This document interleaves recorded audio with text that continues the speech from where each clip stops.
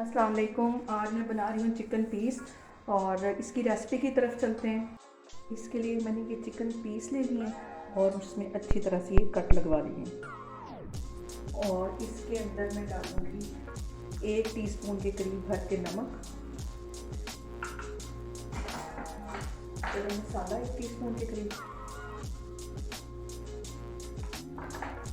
और 1 टीस्पून ये काली मिर्च डालूँगी और तकरीबन 1 कप के करीब मैं इसमें पानी डालूँगी और इसको बिल्कुल हल्की आग पे पकने के लिए रख दूँगी। जब इसका पानी ड्राई हो जाएगा तो फिर मैं चूल्हे को बंद कर दूँगी और उसके बाद फिर मैं इसमें सारे मसाले वगैरह लगाऊँगी। तो अभी इसको मैं बिल्कुल हल्की आग पे ढाँक के रखने लगी। तो ये 10 ज़्यादा से ज़्यादा इसको 10 मिनट लगेंगे। तो फिर मैं चूल्हा बंद कर दूँगी, पानी भी ड्राई हो जाएगा। फिर जब ये ठंडे हो जाएंगे तो मैं बाकी का मसाला इसमें लगाऊँगी।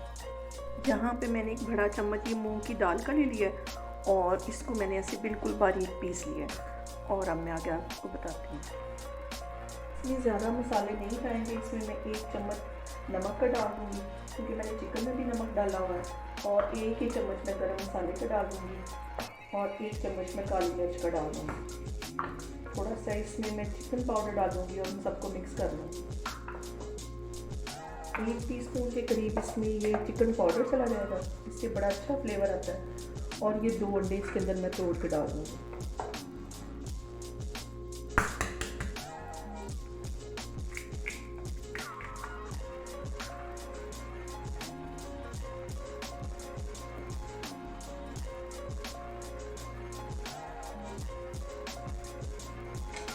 ये जो पीस मैंने बॉयल करके रखे थे वो इस बैटर में मैं डिप करके अच्छी तरह, तो ये ऑयल मैंने गर्म करने के लिए रखा हुआ था तकरीबन 10 मिनट पहले। आहिस्ता हल्की आग पे तो ये इसको मैं अंदर डाल दूँगी और इसको मैं फ्राई कर लूँगी। हल्की आग पे इसको फ्राई करना।